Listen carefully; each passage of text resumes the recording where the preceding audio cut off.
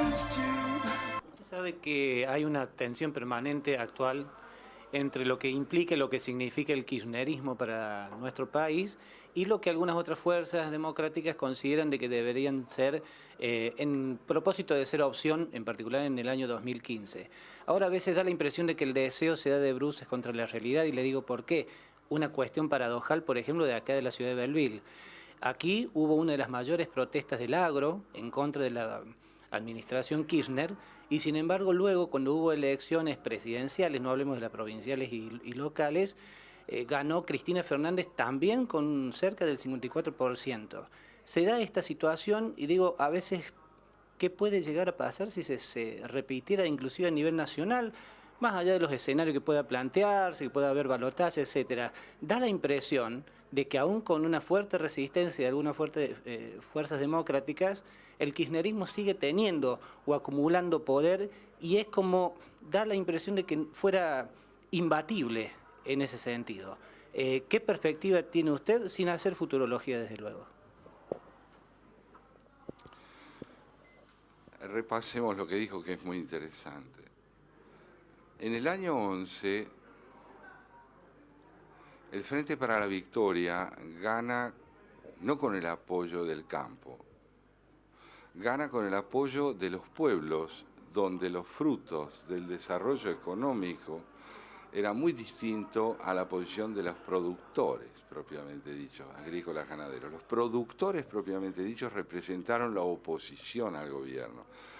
Aquellos que vivían y viven de la renta que la producción agrícola y ganadera deja en los pueblos estaban atravesando una situación económica favorable y demostraron una vez más que existe una única variable de determinación de la orientación política, que es la económica.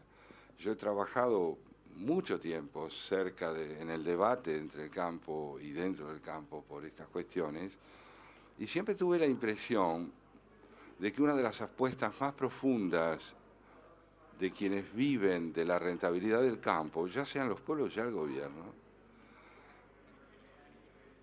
es que el desarrollo económico es la variable exclusiva de orientación política. A mí me parece que si esto es cierto, hoy todavía el gobierno tiene algún grado de posibilidades, pero primordialmente la tiene porque la estructura legislativa del país hace con que en el Parlamento sigan teniendo mayoría.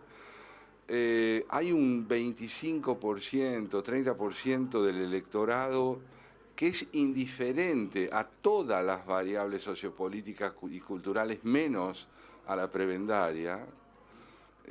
La pobreza sigue siendo un núcleo de rentabilidad política muy alta para el gobierno, porque el subsidio permite durar, no desarrollarse, pero sí durar.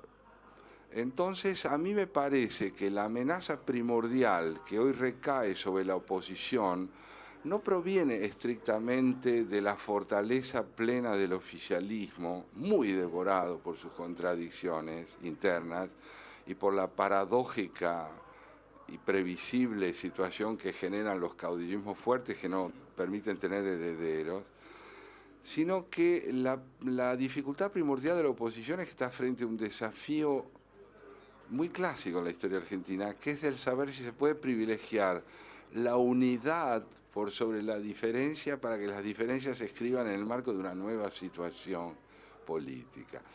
Esto requiere una cultura muy grande, una cultura política, una visión de futuro muy interesante.